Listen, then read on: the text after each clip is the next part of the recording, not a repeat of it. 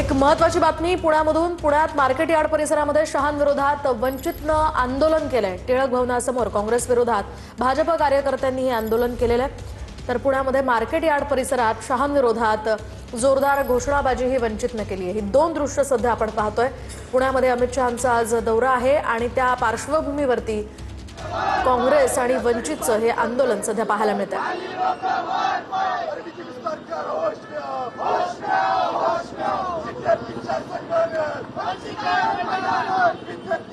Barricade लावण्यात आलेले आहे आणि कार्यकर्त्यांना रोखण्यात आलेले आहे। खरं तर काँग्रेस आज अनेक जे देशाचे गृहमंत्री अमित शहा यांच्या कार्यक्रमापूर्वी आंदोलन करण्याचा काँग्रेसने इशारा दिला होता आणि त्याच पार्श्वभूमीवर भारतीय जनता पार्टीचे कार्यकर्ते देखील याच पार्श्वभूमीवर हे शांततापूर्वक आंदोलन करत आहे। मात्र आम्ही अगदी शांततापूर्वक आंदोलन करणार आहोत, पण काँग्रेस भवनमध्ये जाऊन महात्मा गांधी यांच्या पुतळ्याला आम्ही हार घालणार आहोत असं काँग्रेसचे कार्यकर्ते सांगत आहेत।